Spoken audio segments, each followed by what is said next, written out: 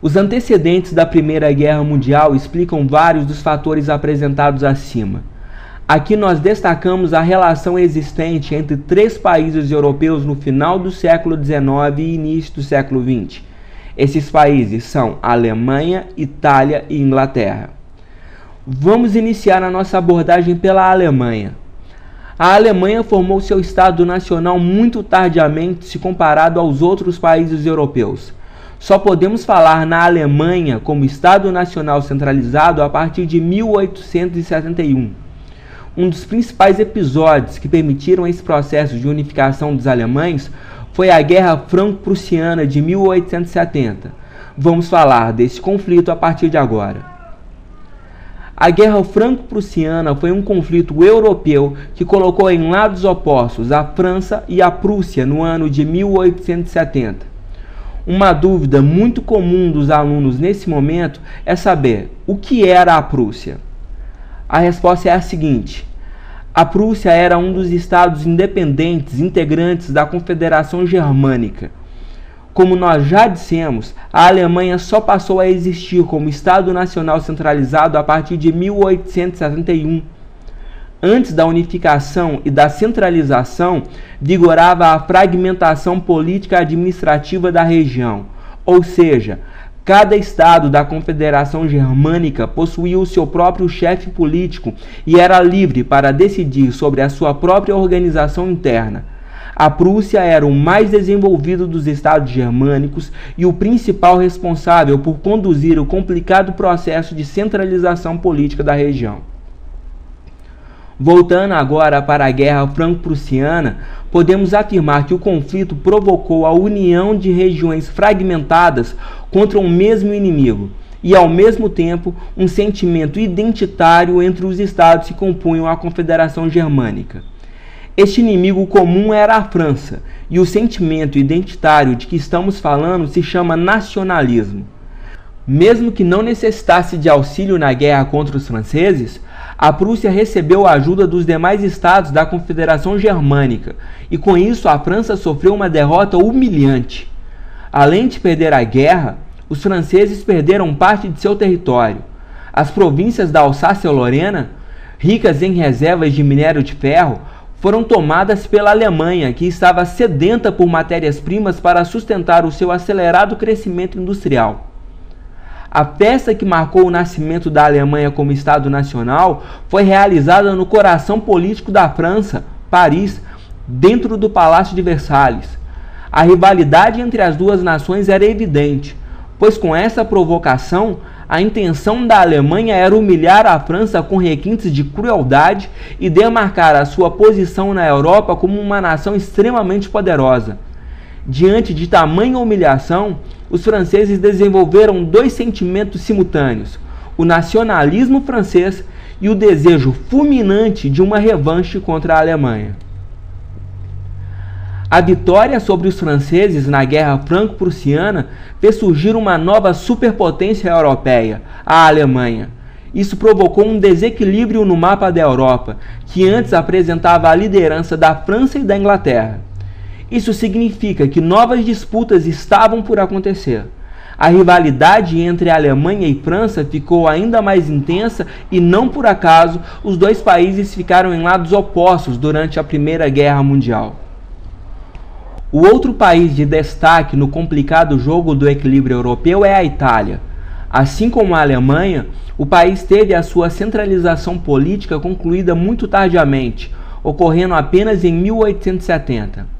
Porém, a Itália não possuía a mesma força industrial e militar dos alemães. Por isso, os italianos usaram como estratégia a aliança com a Alemanha na tentativa de conquistar territórios coloniais no continente africano. A outra potência europeia e planetária era a Inglaterra.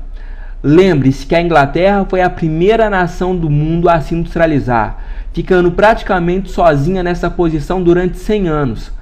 Foi dessa forma que os ingleses construíram o maior império colonial do planeta. A Inglaterra possuía vastas colônias e áreas de influência política e econômica na Ásia, África e América. para que a Alemanha mantivesse o seu processo de crescimento industrial e colonial, teria necessariamente que enfrentar a Inglaterra e eliminá-la de seu caminho. Ou seja, essa rivalidade também colocou a Alemanha e a Inglaterra em lados opostos durante a Primeira Guerra Mundial, iniciada em 1914. Passaremos a analisar os outros fatores que ajudam a compreender por que o mundo entrou em guerra no começo do século XX. Passaremos a analisar a partir de agora o desenvolvimento do nacionalismo no continente europeu. O nacionalismo é um ingrediente explosivo no desencadeamento da guerra iniciada em 1914.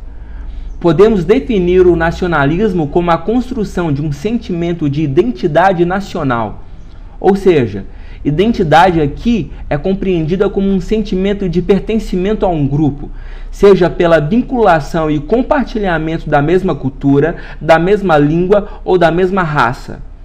Optamos por colocar raça entre aspas, porque este é um conceito fundamental para compreender o século XIX e o século XX.